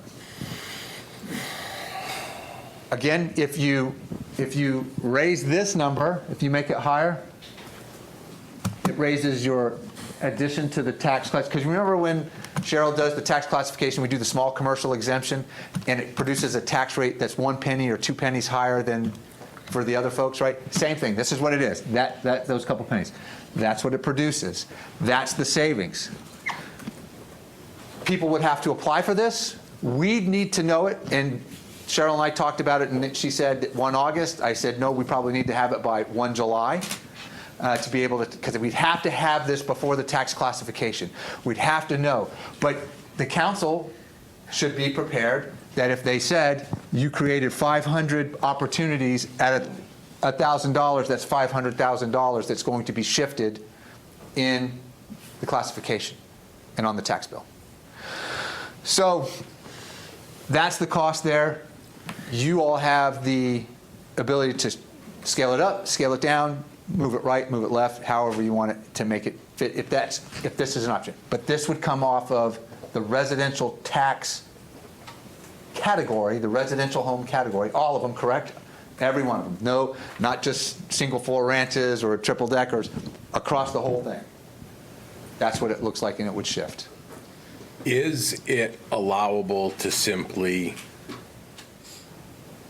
over 70 years old, first 100,000, first 150,000 of your assessed value is zero?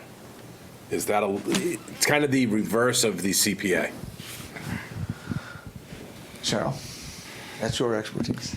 You could do it, but you'd still have to, you can But you're do shifting. whatever you want, but you have to It's still be a very shift, but- specific. You said, are you paying, but where are you going to pay it? You could pay that out of overlay if you wanted to do that. You could absorb that and put it into overlay if you wanted, or you could pass it on to the other residents.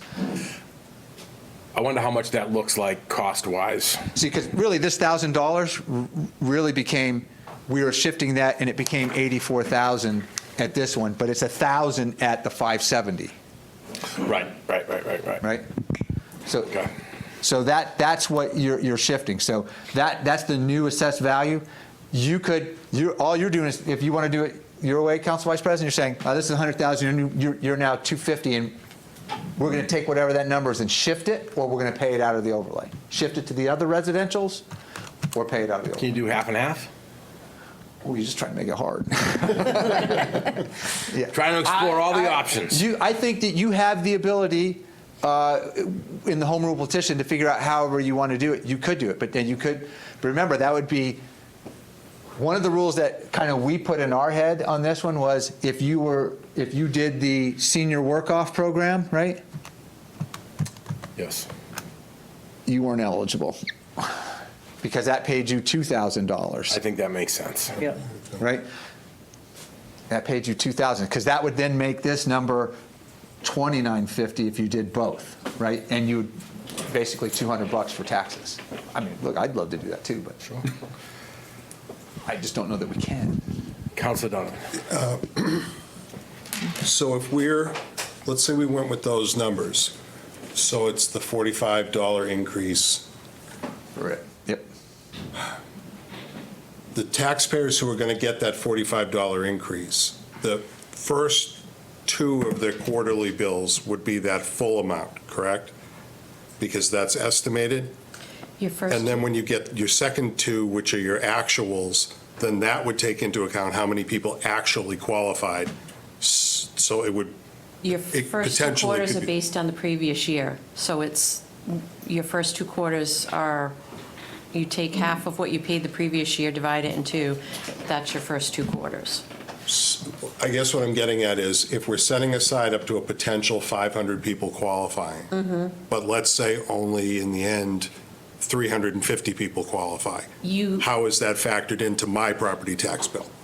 If you're anticipating that there's going to be an increase of whatever, we can change the estimated bills. The year that we had the override, Yeah. we, instead of doing 50% of your previous year, I think we did 55 maybe. Something like that. It was a little different, but we did it ahead of time, so it made a little bit of a difference. So Councilor Donovan, I think to answer your question, so if we had room for 500 and we based that on that $1,000 objective that we were trying to get to, Yeah. if we didn't take it all, the number's less. This is going to go down, that's going to go down, right?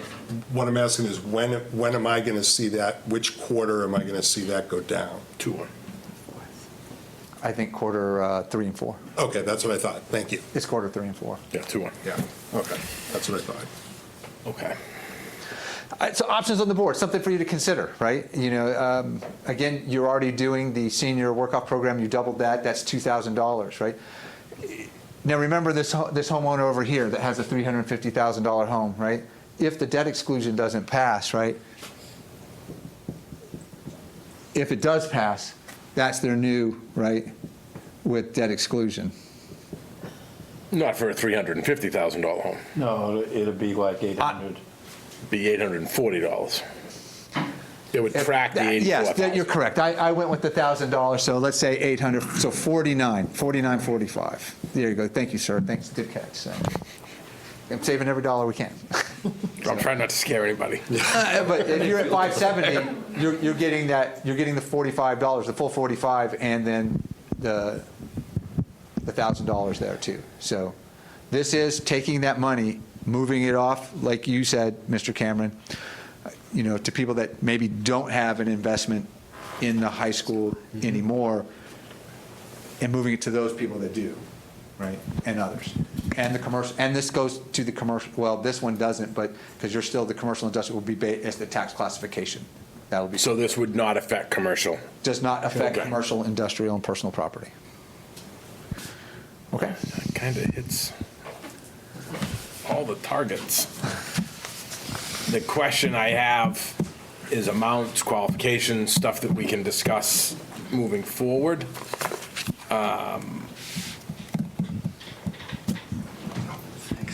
I think anytime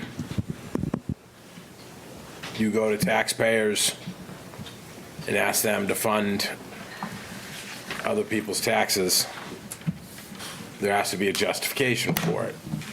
And the amounts have to be reasonable. I think that amount is reasonable.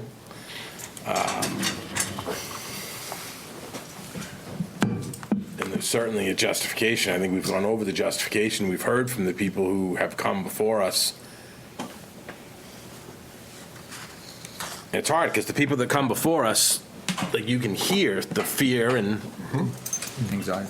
anxiety and the pain, and we have the ability to do something. We can't rush into it. No, it's like baking a cake. Yeah. But I think this is a good start for us to consider. Do we want to consider going down this path with our next meeting in addition to bringing in Rep. Scanlon and Rep. Feeney? I would like to see, just because I like simple math, what happens if we just take the first 100,000 off of someone's assessment? It is 100,000. So, Council Vice President. It's going to be very similar. Yeah, but you'd still have to figure out how you're going to pay for it. Do you have to pick a method, either overlay or? It's 1179, because Yep. Yeah. There you go. Thank you. it took me on It's the nice, quick calculator math. to get that answer. So it's a little bit more than 1,000 if you just take the first 100,000 off their assessed value. Okay. And then we can set the cap for the value to do that. It wouldn't really be income-based, or, I mean, we could make it income-based, but it doesn't necessarily have to be. It's kind of the reverse of the Community Protection Act, where towns say, you know, the first 300,000 is zero, but anything left, we're going to charge you 1 to 3% to fund the CPA. This is the opposite of that. We're going to take it off, and we're not going to charge you anything. And again, Would you like us to run the numbers in the different scenarios and what that would look like in? You know, at age 65 and age 70, Okay. first 50,000, first 100,000. You could come up with two programs, from 65 to 70, use the age, and then at 70, you change it to something that's different. Interesting idea, too. Well, I think when we start, it's got to be simple. See how it works and expand upon it or grow into it. Would this be something that has to be approved every year like we do all the other exemptions and everything else? Or is this something that once it's in, you would have to? It's the legislature, and I think it would be how You get to set those parameters. We get to set those So parameters. you could say, you could add in, This is a home rule petition. Yeah. so Yes. like a number of those, the ones like that Councilor Gould showed us about the debt exclusion protection, some of those were only 3 years, Yeah. and they expired after 3 years. So you could write into it that you, one, would have to vote to approve it every year. You could write in that it's only good for the first 5 years. You could say, hey, we're going to do this for 20 years, and then we'll reevaluate it after that. That sounds dangerous. Okay. See what the numbers look like at, you know, if you're putting 500 people, homes qualify, as compared to 300 homes qualified, what that would look like as well? For home, we have almost 7,000 single-family homes, and there are 4,108 that are valued less than the average of 570. 2,861 are greater than the 570. Okay. But so- you also have some that are triple deckers that are owner occupied. And would you give that for the entire, all 3 units, or just 1 unit? Yeah, So, I mean, there are a lot of rabbit holes here. Yeah. A lot of rabbit holes. this is the quintessential tax conundrum, that complexity is inversely related to equality. Yes. So if you want to get easy, you're going to impact the right people as well as the wrong people. So what I keep going back to is, what is the definition of need versus nice? And you want to provide for the needy, Yes. you want to incentivize the nice. And by spreading the peanut butter 300 to 500, I'm not sure you're making that discrimination. And I think that's the intent here, is that we want to help out the people that truly need to be helped out. And that's got to be a function of disposable income based on a myriad of things. And I'm not sure it's going to be based on just numbers of, hey, X percentage of the properties are this and that and the other thing, or just because I reach age 65, I automatically get this. Otherwise, you know, it's the classic flat tax versus our graduated program. And I think if we start getting down that rabbit hole of a flat tax approach, we're going to get into people saying, wait a minute, this person makes Yeah. a lot of More money. money than I do. More money than I do, and they're getting the same benefit that I do, and I need it, or this person doesn't need it. And I'm just concerned that the equality focus goes away. And So- that's one thing that I'd like to stay focused on. I think we need income requirements. Oh, most definitely. And I like helping under the 570,000 because they may not qualify for the senior circuit breaker, more likely than not, because they're, What if somebody has a Their $300,000 tax. $900,000 triple decker? well, you count a third of it. Unless they're occupying all of it, you'd have to set a Yeah, you would condition and count a say it's third of only the it. portion that's occupied. So you're cutting it to 1/3. It might be 300,000. then. Okay. There aren't that many. But then do we triple- get into the nuance of getting tax records for, I mean, I don't know, what if it's there's a bunch of, again, your rabbit holes of, hey, what if it's family members, that it's pro bono type of thing, and then, I don't know, I'm What just, if it's in a trust? yeah, or trust. I'm trying to prevent the hot topic of today, the waste, fraud, and abuse by design. And that's what is going to be very, very challenging. So it's not a, Cut and dry. yeah, it isn't. That's why I'm sitting here kind of scratching my head thinking, how do we do this? How do you? I have an idea. Make people Why don't you qualify? run some more numbers, and why don't you run some more numbers and let us know? Well, we definitely could run some more numbers and provide, some different options. And I think we're very appreciative of the time that you've given us so far. But it's still, there's a lot of gaps in data. There are some assumptions we're making here. And look, we'll treat assumptions as facts until they're disproven, right? And at the end of the day, we'll give you back and we'll run different scenarios and come up with different programs. But if you're looking for a solution tonight, I think if I've sensed correctly, you want to disconnect this from the debt exclusion and address it in general. So I think major stride in that, so we know that. So that lets us now begin to work different numbers and aspects and bring that to fold in front of everybody so we can lay it out and say, okay, now we have to do the hard work of this, roll up the sleeves and figure out how you want to do this. We have seniors that are having a hard time now, before the debt exclusion vote. So I want to help them regardless of whether or not that passes. I don't want it tied to that. I don't want to rush into it. We don't have to. We have absolutely no reason to rush into this. We have time before the next tax classification hearing to get this done as right as we can. I'm committed to bringing something back to council that they can discuss. I do think the low-hanging fruit of 41D to 41C makes sense. It just expands, minimally expands year after year who would qualify for it. And that's overlay. John, Yes. can I ask Cheryl a question? Sure, absolutely. We were talking about the triple decker and in a sense, can you find out how many triple deckers are in the town? And then how many are, I guess, you would just go traditional renters, like properties that rent, two-family thing. 210 three families. How much? 210 three families. Wow, that many, huh? Mm-hmm. Broadway. Yeah. Didn't realize it was that high. Broadway and West Street. Or what about 348 two families, 348. 1,300 condos.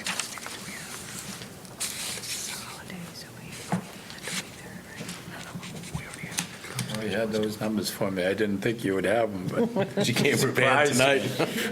I switched. She always Find comes her. prepared, excuse me, not just tonight. She always guys are comes good. prepared. yeah. Craig, do you mind working up a couple numbers? Absolutely. Thank you. Absolutely. Although I was told there'd be no calculus tonight. There's no calculus tonight? Tomorrow night when you're home? Sure. Council Donovan. I just have one other variable I'd like to throw at you to consider when you're putting together your numbers. If I understand correctly, in Massachusetts, the percentage of single-family homes occupied by people 65 and over is actually going up. So I'd like you to take that into account over the next, say, 5 years Because what I don't want to see happen is that we get to a point where there's a shrinking population of people under 65 subsidizing a growing population of people over 65. That is potentially a likely outcome of a strategy that does just this. Yeah. So I And just. this is the argument for It affordable may housing not- in the Commonwealth, and You which is, know, I think, is a know, different discussion. Looking at, from an insurance point of view, obviously, some of those people over 65 are going to self-remove themselves from the program. Graduate from the program. Graduate from the program, thank you. So it may balance out, but I think that's a variable that needs to be considered. I'm not trying to get rid of it, believe me. I hope everyone lives to be 110 years old. For the record, that's Councilor Donovan speaking.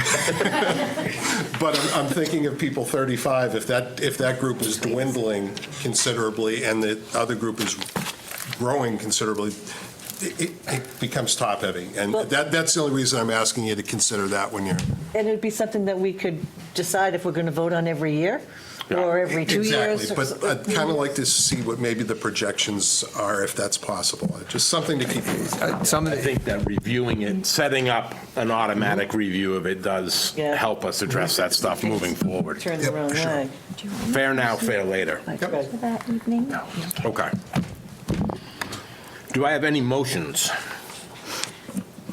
A motion to continue discussion on this avenue at a future date.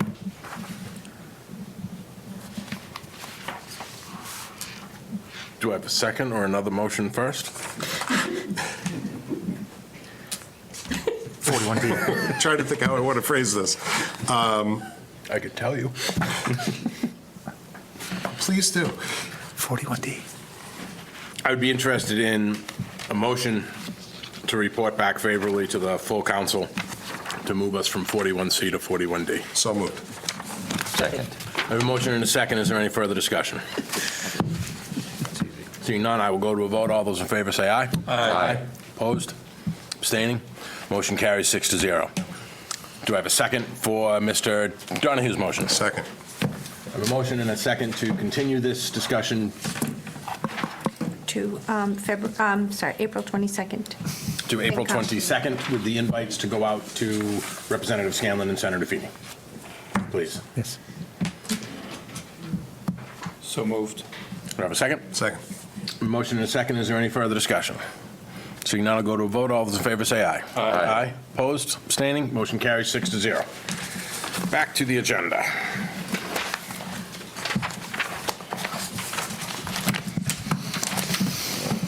Measure 2024-054. 10 minutes book. This is Councilor Donovan's It is. his measure. We were able to seek some clarification on one aspect of this measure, which we thought was a very important aspect of it, is whether this qualified for the affordable housing Yes. rate here in town. And the answer came back as yes. Oh. So if you were able to convince and create a program that somebody were able to do this, unlike a larger, development that has, let's say, 20% affordable in it and the rest at market rate, and we get credit for all of it, you would get this in the eaches, the ones, the twos, wherever you have able, but you would be able to get credit for the, towards our safe harbor in affordable housing. And for the record, we're currently around 2.93% for affordable housing. Our number has been going down because we've had more market rate development here in town of late than we've had anything that has included affordable. But we do have the affordable project on Draper Ave that's been permitted, and that's starting to move forward. And you saw the planning board approve the 40R program, which we will get 300-plus units for Safe Harbor. And this is a state exemption, so overlay. This would be paid out of the overlay. And we have talked about the overlay a lot. I would just like to throw a little caution out there that the overlay, Stop hammering the overlay. Cheryl and I and the Board of Assessors talk and discuss the overlay, on a frequent basis, and how we're managing it. And just let's put out there what the overlay does. So we fund the overlay every year, but it's allowed to be carried over year and have a revolving balance. Right now, we have, what's our current balance? 1.2 million? So $1.2 million. I need the council and this committee to understand that that overlay is the pool of money, the line item in the budget that pays for all of our appellate tax board decisions, right? So if somebody challenges us or somebody files for an abatement, that is paid for out of that overlay. So the legal costs that are associated with that, right? And remember, when we bill somebody and they challenge it, well, we're looking at the full fair value of that potential property, but when the appellate tax board comes back and says, nope, it's half of what you thought that was, that's how we use the overlay to cover that balance and difference. To make sure that that's done, and then it's just corrected going forward. We've been very fortunate, the Board of Assessors, right, and they've actually given us $1 million back. I think that was 2 years ago, where they were carrying a large portion, and we looked at what our potential outlay might be compared to the balance on hand. So that's something that we continually do. But if we were to do this, we would have to figure out how to structure the program and implement it, and what the criteria and category, who would be eligible, and work with the landlords to put this in place. I think this would be a pretty heavy lift. I mean, we're talking about a department made up of 4 people, right? And but if this is something you want to take on, I think we're willing to invest the time and figure out how we would do this, but we'd ask you to figure out what the criteria would be for implementation. How could we replenish that account? What's the process right now? In the budget process, we allocate and assign funding to that account. For example, this year, we're estimating, based on the fact that we have $300,000 in exemptions. This is where all of your exemptions are paid out of, right? Plus 80. Wait, I'm getting there, Cheryl. I see you giving me the thumbs up. Go higher, go higher. You also have 80,000 in the senior work-off program, right? So we're at 380 right there. And then I think we're coming into where folks are qualifying for. We're seeing more people, even at the numbers that we have, that are starting to bring in more. It's over $400,000. We're asking for this year in the budget, and again, foreshadowing what you're about to see in the next couple of days, around $700,000 in the overlay account to cover that. So $400,000 is going to go pay for exemptions and the senior work-off program. That leaves $300,000 for abatements and any other coverage and fees. Now, they had a file for abatements the other day, right? We passed the deadline. That expired when? Abatements or exemptions? Oh, exemptions, yeah. April 1st was the deadline. Okay. And abatements? They had to file by February 2nd, and we've got a handful left to finish. And we had far fewer abatements than we've had in the years previous. Can I suggest continuing this until the next meeting so we can judge how we're going to hit the overlay, combining this with the seniors? I would agree with that, and I think also it would be interesting to pick the brains of Senator Feeney and Representative Scanlon to see if perhaps there's something being done at the state level, because again, this is a broader issue, a much broader issue, and I don't want to overly burden North Attleboro trying to solve a problem that really maybe needs a solution from higher up the food chain. New England has the problem. Well, yeah. I think I would definitely agree with that. I think there's potentially a nexus between your measure, sir, and the development of the ADU bylaw. Yep. That we might be able to find, and with support from the Commonwealth, that if we're able to roll out an ADU bylaw, now the Commonwealth has already established that it's going to happen. I think what you're going to see North Attleboro come out with how they are planning to implement that you would create the potential, one, to pick up affordable housing, meet this ADU, and then maybe do it through a program like this that might be able to cover. So we'd like to investigate the potential of that as well. Yeah. Mr. Chairman. Mr. Donahue.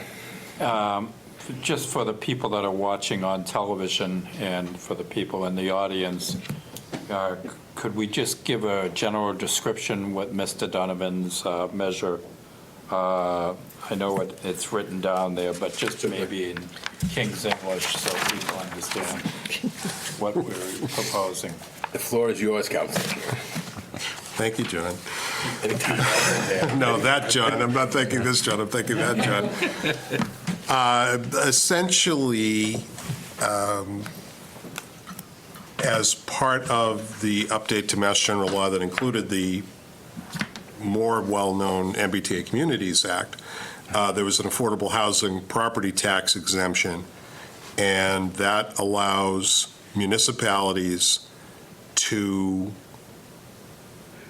essentially who adopt this portion of Mass General Law to offer a tax incentive to landlords who offer rents at below market rate to qualifying individuals.